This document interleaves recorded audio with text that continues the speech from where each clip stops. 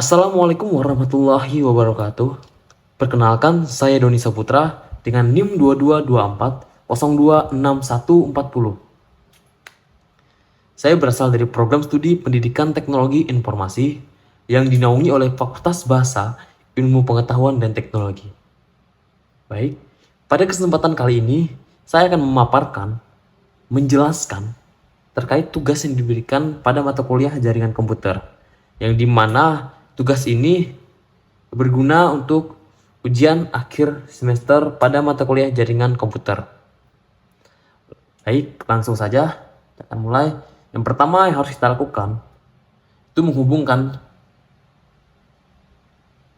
router pertama ini ke dua switch yang di sini ya.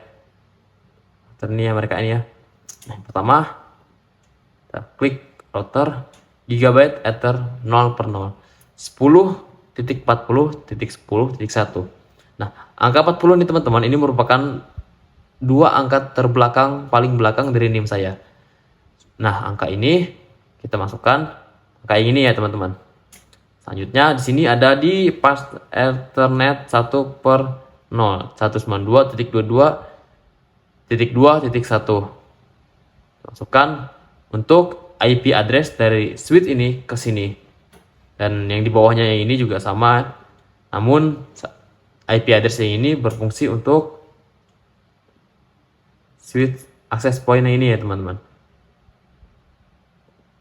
Oke, yang ini juga sama, namun di sini hanya memiliki satu switch, yang dimana kita harus memasukkan PIC Gigabyte 0 per 0 10.40.10.2 ini ya teman-teman.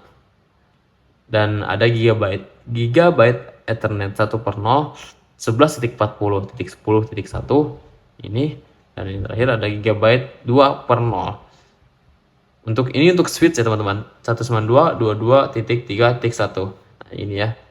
Nah, mereka yang ini udah terhubung semua. Yang ini udah terhubung. Tinggal ini.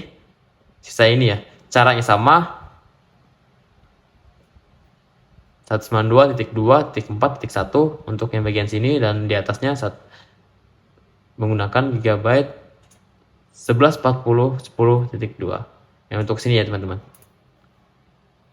Nah, ketika sudah kita masukkan semuanya, telah kita hubungkan switch ke router, selanjutnya kita akan masukkan di RIP masing-masing IP address.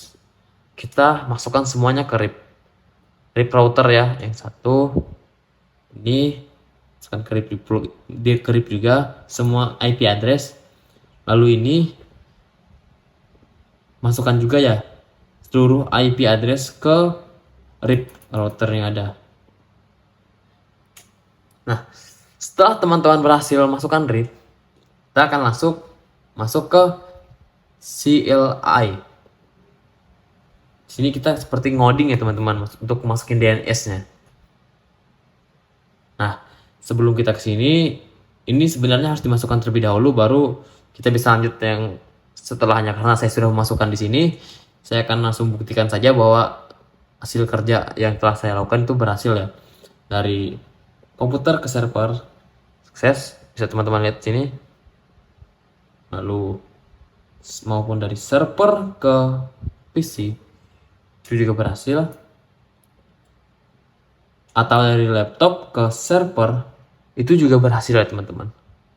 Dan yang sebelah sini juga berhasil, sebaliknya juga bakalan berhasil dari server ke laptop, tidak ada kendala ya teman-teman. Ke PC ya tadi. Dan selanjutnya ini ke server ke laptop juga tidak ada kendala, dan sebaliknya juga tetap sukses dan tetap berhasil ya teman-teman. Jadi intinya semua ini bisa terhubung ke server. Bagian sini bisa terhubung ke sini ke server. Di sini juga mereka juga bisa terhubung ke server ya teman-teman. Server sebelah sini ya.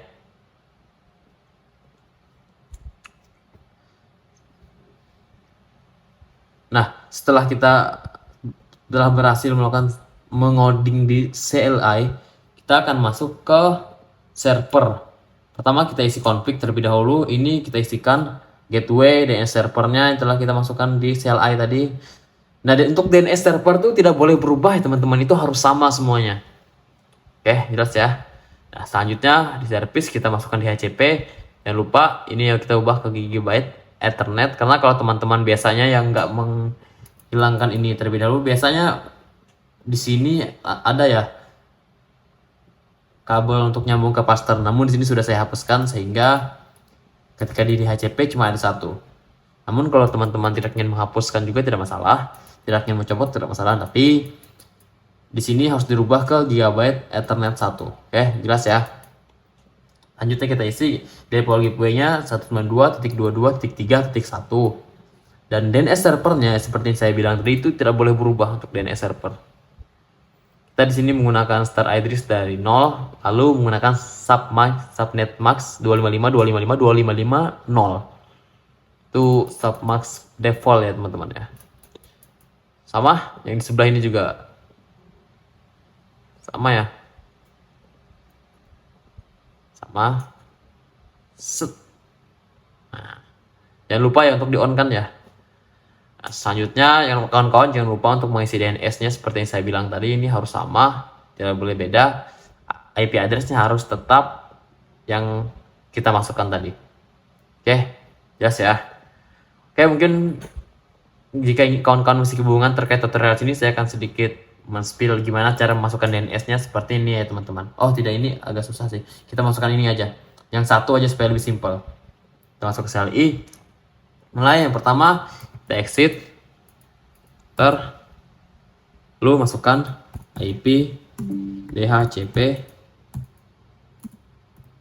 pol. Misalkan nama kalian, saya akan gunakan nama saya sendiri di sini, Doni. Enter. Masuk ke network di sini, lihat 192.2.3.1 ya teman-teman. Pastikan 192.22.3, karena ini network jadi harus diakhiri dengan 0. Isikan subnet maxnya 255.255.0. Ke default router.